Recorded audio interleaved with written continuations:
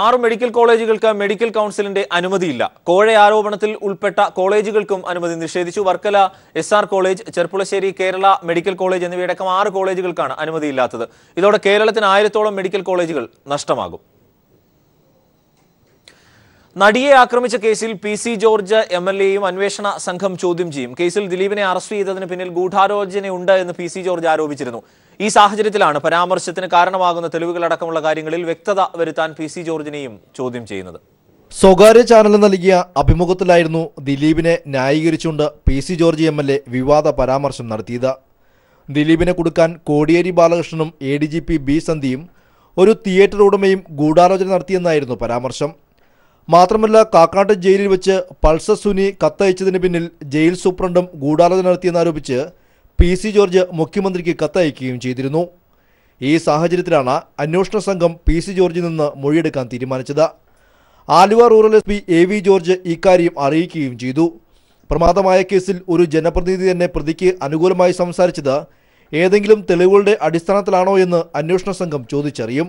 MLAയുടെ ആരോപണം രാഷ്ട്രീയ പ്രേരിതം എന്നതിനപ്പുറം അന്വേഷണ സംഘത്തിലെ ഉദ്യോഗസ്ഥയ്ക്കും എതിരായതിനാൽ ഇക്കാര്യങ്ങളിൽ കൃത്യമായി ചോദിച്ചറിയും. അതേസമയം തന്നെ വിരട്ടാൻ ആരും നോക്കേണ്ടെന്നും അന്വേഷണ ഉദ്യോഗസ്ഥർ ആവശ്യപ്പെട്ടാൽ ഹാജരാകുമെന്നുമായിരുന്നു PC ജോർജിന്റെ മറുപടി. പിന്നെ ഗൂഢാലോചന നമ്മുടെ ദിലീപിന്റെ കേസിലുണ്ടെങ്കിൽ എന്നെ ബോധ്യപ്പെടുത്താമെന്നും പോലീസിന് ആഗ്രഹമുണ്ടെങ്കിൽ എപ്പോഴെങ്കിലും ഫോണിൽ വിളിച്ചാൽ മതി, വരാൻ പറയാം, ഞാൻ സമയം കൊടുക്കാൻ വന്നാൽ മതി, പറഞ്ഞു കൊടുക്കും. ഒരു പൊതുപ്രവർത്തന നിലയിൽ ഇപ്പൊ ഈ ഗൂഢാലോചനയിൽ നമ്മുടെ ദിലീപിനെ കൊടുക്കാൻ ഞാൻ പറഞ്ഞ 3 ആളുകൾ ഗൂഢാലോചന നടത്തി കാണുമെന്നാണ് എന്റെ വിശ്വാസം. അത് പറയാൻ സ്വാതന്ത്ര്യമില്ലേ? രാഷ്ട്രീയ പ്രവർത്തനം അത് പറയും, ഇനിയും പറയും. ഹൈക്കോടതിയും മജിസ്ട്രേറ്റ് കോടതിയും പ്രഥമദൃഷ്ട്യാ തെളിവുണ്ടെന്ന് ചൂണ്ടിക്കാട്ടി ജാമ്യാപേക്ഷ തള്ളിയ പ്രതിക്ക് വേണ്ടി ഒരു ജനപ്രതിനിധി തന്നെ രംഗത്ത് വന്നത് വലിയ ആക്ഷേപങ്ങൾക്കും ഇടയാക്കിയിട്ടുണ്ട്. PC ജോർജിന്റെ മകൻ ഷോൺ ജോർജുമായി ദിലീപിന് റിയൽ എസ്റ്റേറ്റ് ബന്ധമുള്ളതായും വാർത്തകൾ പുറത്തു വന്നിരുന്നു. ഇതിന് പിന്നാലെയായിരുന്നു PC ജോർജിന്റെ വിവാദ പരാമർശവും. News bureau, Kochi. നടൻ ദിലീപിന്റെ ജാമ്യാപേക്ഷ ഹൈക്കോടതി തള്ളി. ജാമ്യം നൽകിയാൽ അന്വേഷണത്തെ ബാധിക്കുമെന്ന പ്രോസിക്യൂഷൻ വാദം കോടതി അംഗീകരിച്ചു. നടിയെ ആക്രമിച്ച സംഭവം മനുഷ്യ മനസാക്ഷിയെ ഞെട്ടിച്ചുവെന്ന് വിലയിരുത്തിയ കോടതി ദിലീപിനെതിരെ പ്രഥമദൃഷ്ട്യാ തെളിവുണ്ടെന്നും നിരീക്ഷിച്ചു. ഹൈക്കോടതി ഹർജി തള്ളിയ സാഹചര്യത്തിൽ ദിലീപ് ആലുവ സബ് ജയിലിൽ റിമാൻഡിൽ തുടരും. 12 പേജുള്ള വിധിന്യായത്തിൽ ദിലീപിനെതിരെ കടുത്ത നിരീക്ഷണങ്ങളും പരാമർശങ്ങളും കോടതി നടത്തിയിട്ടുണ്ട്. കുറ്റകൃത്യത്തിൽ ദിലീപിന് പങ്കാളിത്തമുണ്ടെന്ന് സംശയിക്കുന്നതിന് ശക്തമായ തെളിവുകളുണ്ടെന്ന് കോടതി വിലയിരുത്തി. അന്വേഷണം പൂർത്തിയാക്കാത്ത സാഹചര്യമാണ്.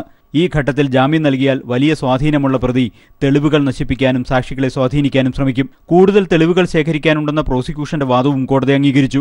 ക്രൂരമായ കുറ്റകൃത്യമാണ് നടന്നതെന്ന് കോടതി വിലയിരുത്തി. നടിയെ ആക്രമിച്ച സംഭവം മനുഷ്യ മനസാക്ഷിയെ ഞെട്ടിച്ചു. കൃത്യത്തിൽ ദിലീപിനെതിരായ തെളിവുകൾ നിരത്താൻ പ്രോസിക്യൂഷന് സാധിച്ചതായും കോടതി കണ്ടെത്തി. ദൃശ്യങ്ങൾ ചിത്രീകരിച്ച ഫോണും മെമ്മറി കാർഡും കണ്ടെത്താനുണ്ട്. ഭാവിയിൽ ഇത് പുറത്തുവന്നാൽ ഇരയുടെ ജീവിതത്തെ അത് ബാധിക്കുമെന്ന നിരീക്ഷണവും വിധിന്യായത്തിലുണ്ട്. അപ്പുണ്ണിയെ ചോദ്യം ചെയ്യേണ്ടതുണ്ടെന്നും ഇയാൾ ഒളിവിലാണെന്നും പോലീസ് കോടതിയെ അറിയിച്ചിരുന്നു. ഇക്കാര്യവും കോടതി പരിഗണിച്ചു. അന്വേഷണം പൂർത്തിയാകാത്ത സാഹചര്യത്തിൽ ജാമ്യം നൽകാനാവില്ലെന്ന് കോടതി വ്യക്തമാക്കി. ഹൈക്കോടതി ജാമ്യാപേക്ഷ തള്ളിയ സാഹചര്യത്തിൽ ദിലീപ് ആലുവ സബ് ജയിലിൽ റിമാൻഡിൽ തുടരും. ആദ്യ റിമാൻഡ് കാലാവധി അവസാനിക്കുന്നതിനാൽ നാളെ ദിലീപിനെ അങ്കമാലി മജിസ്ട്രേറ്റ് കോടതിയിൽ ഹാജരാക്കും. ഹൈക്കോടതി വിധിക്കെതിരെ സുപ്രീം കോടതിയെ സമീപിക്കുകയോ സാഹചര്യം മാറിയ ശേഷം ഹൈക്കോടതിയെ തന്നെ സമീപിക്കുകയോ ആണ് ഇനി ദിലീപിന് മുന്നിലുള്ള പോംവഴി. News bureau, Kochi. ദിലീപിന്റെ കയ്യിൽ 6 ഏക്കർ 67 സെന്റ് മിച്ചഭൂമിയുള്ളതായി രേഖകൾ. ദിലീപ് 55 ഇടപാടുകളിലായി 21.67 ഏക്കർ ഭൂമി സമ്പാദിച്ചു. രജിസ്ട്രേഷൻ വകുപ്പ് ശേഖരിച്ച രേഖകളിലാണ് ഭൂമി സംബന്ധിച്ച വിവരങ്ങളുള്ളത്. ഭൂപരിഷ്കരണ നിയമപ്രകാരം ഒരു കുടുംബത്തിന് കൈവശം വെക്കാൻ കഴിയുക 15 ഏക്കർ ഭൂമി മാത്രമാണ്. ഭൂമി ഇടപാടിൽ ദിലീപിന് റവന്യൂ ഉദ്യോഗസ്ഥരുടെ സഹായം ലഭിച്ചതായും സൂചനയുണ്ട്. ദിലീപിനെതിരെ റവന്യൂ വകുപ്പ് മിച്ചഭൂമി കേസ് രജിസ്റ്റർ ചെയ്തില്ല. സംസ്ഥാനത്തെ 5 ജില്ലകളിലായി ദിലീപ് നടത്തിയ ഭൂമി ഇടപാടിൽ ഭൂപരിഷ്കരണ നിയമം ലംഘിച്ച് 6 ഏക്കർ 67 സെന്റ് മിച്ചഭൂമി കൈവശം വച്ചിരിക്കുന്നതായാണ് രേഖകൾ വ്യക്തമാക്കുന്നത്. ദിലീപിന്റെ ഭൂമി ഇടപാടുകൾ സംബന്ധിച്ച് രജിസ്ട്രേഷൻ വകുപ്പ് സമാഹരിച്ച രേഖകൾ പ്രകാരമാണ് ഒരാൾക്ക് കൈവശം വയ്ക്കാൻ നിയമപരമായുള്ള ഭൂപരിധിക്ക് മുകളിൽ ഭൂമിയുള്ളതായി കണ്ടെത്തിയിരിക്കുന്നത്. ദിലീപിന്റെ മുൻ ഭാര്യ മഞ്ജു വാര്യർ, ദിലീപ്, മകൾ എന്നിവരടങ്ങിയ കുടുംബത്തിന്റെ കൈവശം നിലവിൽ 21.67 ഏക്കർ ഭൂമിയാണ് രേഖകളിൽ ഉള്ളത്. 1963 ഭൂപരിഷ്കരണ നിയമപ്രകാരം ഒരു കുടുംബത്തിന് പരമാവധി കൈവശം വയ്ക്കാനുള്ള ഭൂപരിധി 15 ഏക്കറാണ്. അളവിൽ കൂടുതൽ ഭൂമിയുണ്ടെങ്കിൽ നിയമത്തിലെ 120A പ്രകാരം റവന്യൂ വകുപ്പ് ഭൂമി മിച്ചഭൂമിയായി കണക്കാക്കണം. മാത്രമല്ല, റവന്യൂ വകുപ്പ് ഈ വിവരം സബ് രജിസ്ട്രാറെ അറിയിക്കുകയും വേണമെന്നാണ് ചട്ടം. ദിലീപിന്റെ കാര്യത്തിൽ റവന്യൂ വകുപ്പ് ഈ നടപടികൾ സ്വീകരിച്ചില്ല എന്നു മാത്രമല്ല താലൂക്ക് ലാൻഡ് ബോർഡിൽ മിച്ചഭൂമി കേസ് രജിസ്റ്റർ ചെയ്യാനും നാളിതുവരെ തയ്യാറായിട്ടില്ല. ദിലീപിന്റെ നിയമവിരുദ്ധ ഭൂമി ഇടപാടുകൾക്ക് റവന്യൂ വകുപ്പിന്റെ സഹായം ലഭിച്ചുവെന്നാണ് കാര്യങ്ങൾ വ്യക്തമാകുന്നത്. ദിലീപിന്റെ ഭൂമി ഇടപാട് സംബന്ധിച്ച രേഖകളിൽ ഇപ്പോഴും റവന്യൂ വകുപ്പിന് അവ്യക്തതയും നിലനിൽക്കുന്നുണ്ട്. ലഭ്യമായ രേഖകളുടെ അടിസ്ഥാനത്തിൽ 6 ഏക്കർ 67 സെന്റ് മിച്ചഭൂമിയാണ് ദിലീപ് കൈവശം വച്ചിരിക്കുന്നതായി കണ്ടെത്തിയിരിക്കുന്നത്. Leslie John, Thiruvananthapuram. തന്നെ അപായപ്പെടുത്താൻ ശ്രമം നടക്കുന്നുവെന്ന് ആരോപിച്ച പി.ടി. തോമസ് എം.എൽ.എ. പാലാരിവട്ടം പോലീസിൽ പരാതി നൽകി. വാഹനത്തിന്റെ ടയറുകളുടെ നട്ടുകൾ ഇളക്കിയെന്നാരോപിച്ചായിരുന്നു പരാതി. ഇന്നലെ വൈകിട്ട് പൊന്നുരുത്തി പാലത്തിന് സമീപമായിരുന്നു സംഭവം. വഴിയാത്രക്കാരാണ് കാറിന്റെ ടയറുകൾ ഇളക്കിയതായി അറിയിച്ചത്. തുടർന്ന് നടത്തിയ പരിശോധനയിൽ കാറിന്റെ 4 ടയറുകളുടെയും നട്ടുകൾ ഇളക്കിയതായി കണ്ടെത്തി. തുടർന്നാണ് ഇന്നുച്ചയോടെ എം.എൽ.എ. പരാതി നൽകിയത്. മെഡിക്കൽ കോളേജ് കോഴയിൽ വിശദീകരണവുമായി കോളേജ് ഉടമ ആർ ഷാജി. ബി.ജെ.പി. നേതാവ് R.S. വിനോദ് പറഞ്ഞതനുസരിച്ചാണ് സതീഷ് നായർക്ക് പണം നൽകിയത് എന്ന് ആർ ഷാജി. അതേസമയം അന്വേഷണവുമായി സഹകരിക്കേണ്ടതില്ല എന്നാണ് ബി.ജെ.പിയുടെ തീരുമാനം. ബി.ജെ.പി. സംസ്ഥാന നേതൃത്വത്തെ പ്രതിക്കൂട്ടിലാക്കിയിരിക്കുന്ന മെഡിക്കൽ കോളേജ് കോഴ അഴിമതിയിൽ അന്വേഷണം നടത്തുന്ന വിജിലൻസ് സ്പെഷ്യൽ സെൽ യൂണിറ്റ് 3-ലെത്തിയാണ് SR medical college and research centre ഉടമ ആർ ഷാജി മൊഴി നൽകിയത്. ബി.ജെ.പി. സംസ്ഥാന സഹകരണ സെൽ കൺവീനറായിരുന്ന R.S. വിനോദ് പറഞ്ഞിട്ടാണ് താൻ കൺസൾട്ടൻസി എന്ന് പരിചയപ്പെടുത്തിയ സതീഷ് നായർക്ക് കോഴപ്പണം കൈമാറിയതെന്ന് ആർ ഷാജി മൊഴി കൊടുത്തു.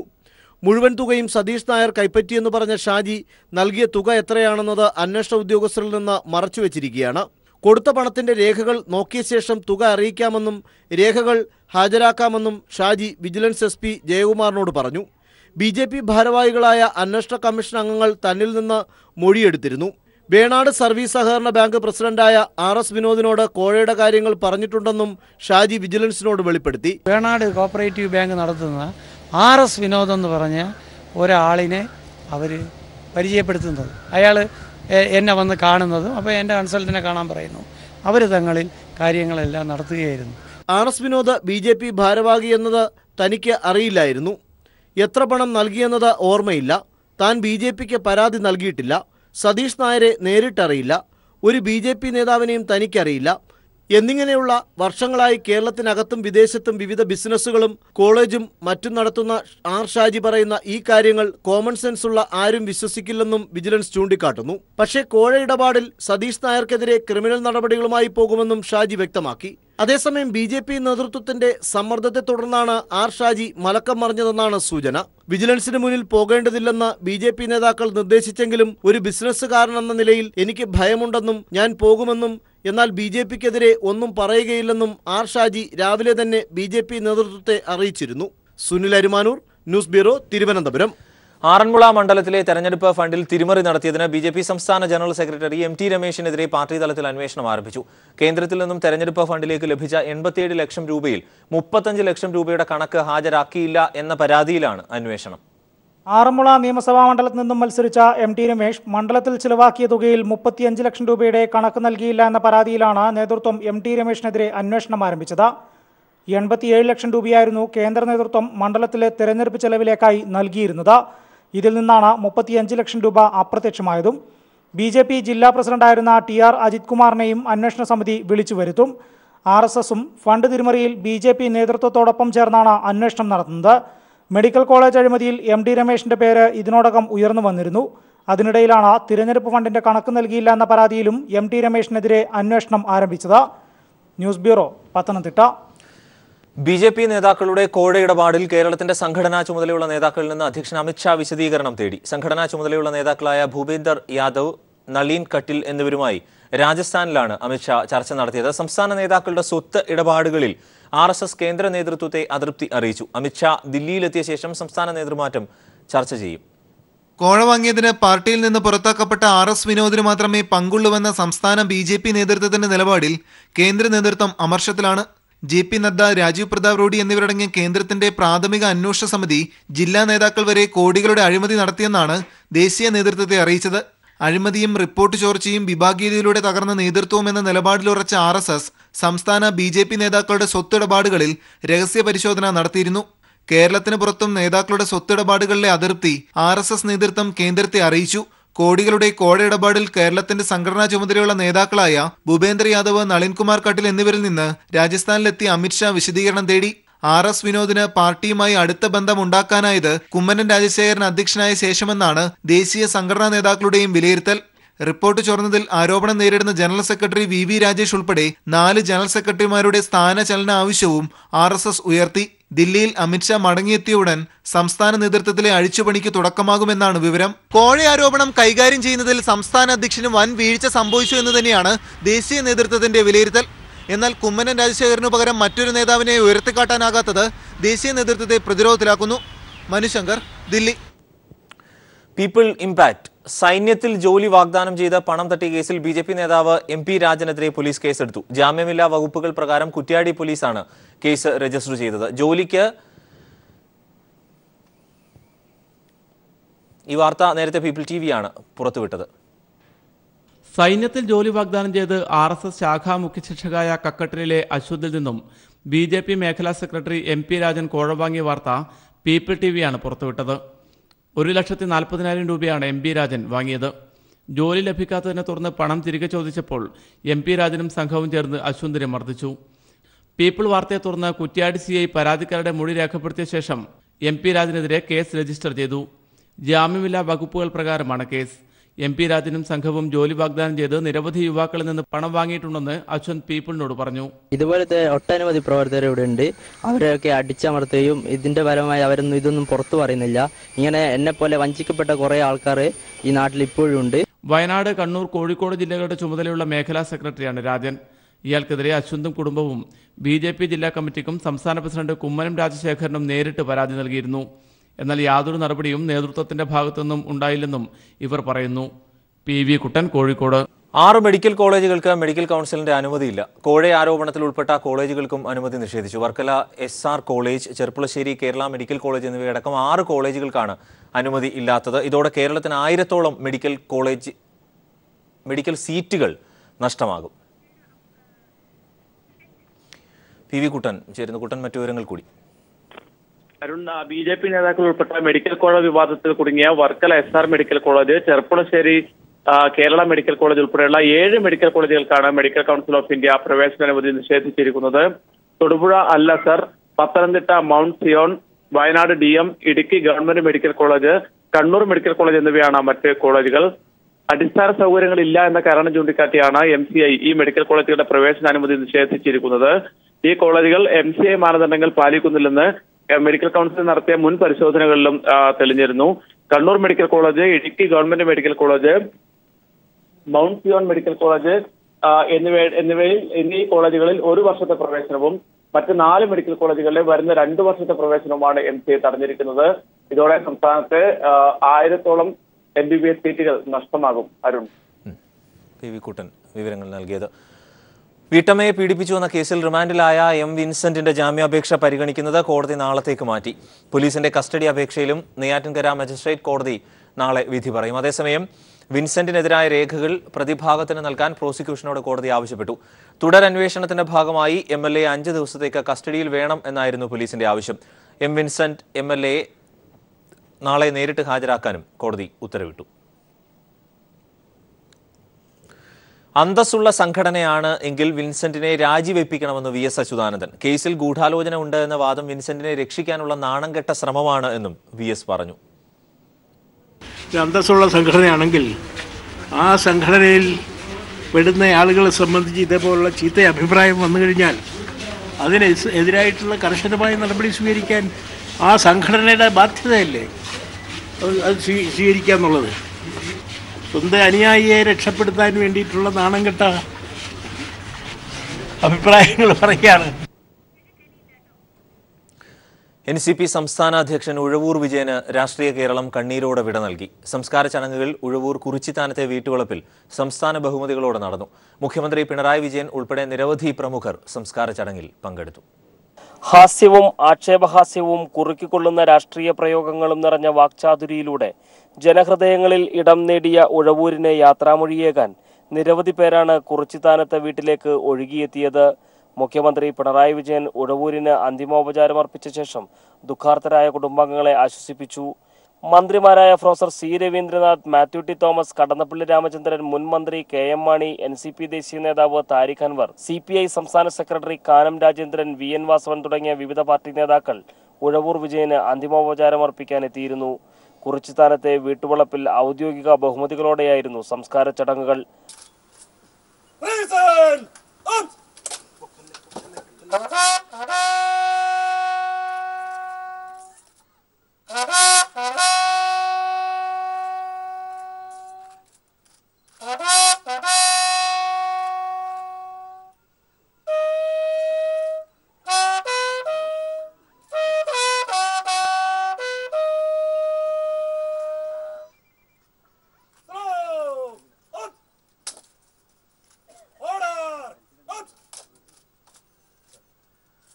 സഹോദരീപുത്രൻ പാർത്ഥസാരഥി ചിതയ്ക്ക് തീകൊളുത്തി. വടിവൊത്ത രാഷ്ട്രീയ പ്രസംഗങ്ങൾക്കിടയിലേക്ക് നാടൻ വാക്കുകളും നന്മയും വിതറിയ ഉഴവൂർ അനശ്വരനായി. കാരംകുന്നേൽ തറവാട്ടിൽ നിന്നും ക്യാമറാമാൻ സാംജിത്ത് അർപ്പൂക്കരയോടൊപ്പം TP പ്രശാന്ത്. SFI പ്രവർത്തകർ തിരുവനന്തപുരം MG കോളേജിന് മുന്നിൽ വീണ്ടും കൊടിമരം നാട്ടി. നേരത്തെ നാട്ടിയ കൊടിമരം ABVP പ്രവർത്തകർ നശിപ്പിച്ചതിനെ തുടർന്നാണ് 11 കൊടിമരങ്ങൾ നാട്ടി പതാക ഉയർത്തിയത്. MG കോളേജിലേക്ക് പ്രകടനമായി എത്തിയാണ് കൊടിമരങ്ങൾ സ്ഥാപിച്ചത്. SFI ജില്ലാ സെക്രട്ടറിയുടെ നേതൃത്വത്തിൽ 100ഓളം പ്രവർത്തകരാണ് പ്രകടനത്തിൽ പങ്കെടുത്തത്. കഴിഞ്ഞ ദിവസം SFI പ്രവർത്തകർ നടത്തിയ മാർച്ചിന് നേരെ ABVP ആക്രമണം നടത്തിയ സാഹചര്യത്തിൽ വലിയ പോലീസ് സന്നാഹം കോളേജിലും പരിസരത്തും ഉണ്ടായിരുന്നു.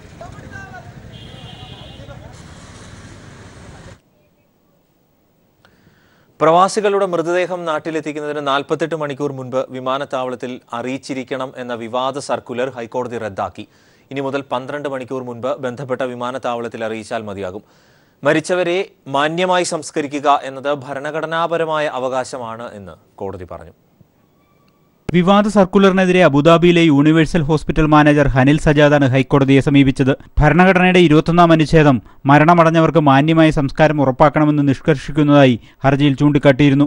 ആ അർത്ഥത്തിൽ സർക്കുലർ ഭരണഘടനാ വിരുദ്ധമാണെന്നും ഹർജിക്കാരൻ വാദിച്ചു. ഇക്കാര്യങ്ങൾ അംഗീകരിച്ചാണ് കോടതി ഉത്തരവ്. 1954 എയർപോർട്ട് പബ്ലിക് ഹെൽത്ത് റൂൾ ഭേദഗതി ചെയ്യുന്നതിനായി കേന്ദ്ര ആരോഗ്യ ഡയറക്ടർ കരട് രേഖ തയ്യാറാക്കിയിരിക്കുന്ന വിവരവും കോടതി അറിയിച്ചു. 48 മണിക്കൂർ എന്നത് 12 മണിക്കൂറായി ചുരുക്കണമെന്നാണ് കരട് രേഖയിലുള്ളത്. ഇക്കാര്യം നടപ്പിലാക്കാനാണ് ഹൈക്കോടതിയുടെ നിർദ്ദേശം. ഇനി മുതൽ മൃതദേഹം നാട്ടിലേക്ക് കൊണ്ടുവരുന്നതിന് മറ്റ് നടപടിക്രമങ്ങൾ എല്ലാം പൂർത്തിയാക്കി 12 മണിക്കൂർ മുമ്പ് നാട്ടിലെ വിമാനത്താവളത്തിൽ അറിയിച്ചാൽ മതിയാകും. 48 മണിക്കൂർ മുമ്പ് അറിയിക്കണമെന്ന മുൻ സർക്കുലർ വലിയ വിവാദമാവുകയും പ്രതിഷേധത്തിനിടയാക്കുകയും ചെയ്തിരുന്നു. News bureau, Kochi. People exclusive 4 മാസത്തിനിടെ 17.8 കോടിയിലേറെ രൂപ മരാമത്ത് പ്രവൃത്തികൾക്ക് വകമാറ്റി നൽകിയ തിരുവിതാംകൂർ ദേവസ്വം ബോർഡിലെ ഉന്നത ഉദ്യോഗസ്ഥരുടെ നടപടി വിവാദമാകുന്നു. ജീവനക്കാരുടെ ശമ്പളം, വിരമിച്ചവരുടെ പെൻഷൻ എന്നിവയ്ക്കായി മാറ്റിവെച്ച കരുതൽ തുകയാണ് ഒരു വിഭാഗം ഉദ്യോഗസ്ഥർ വകമാറ്റി ചെലവഴിച്ചത്.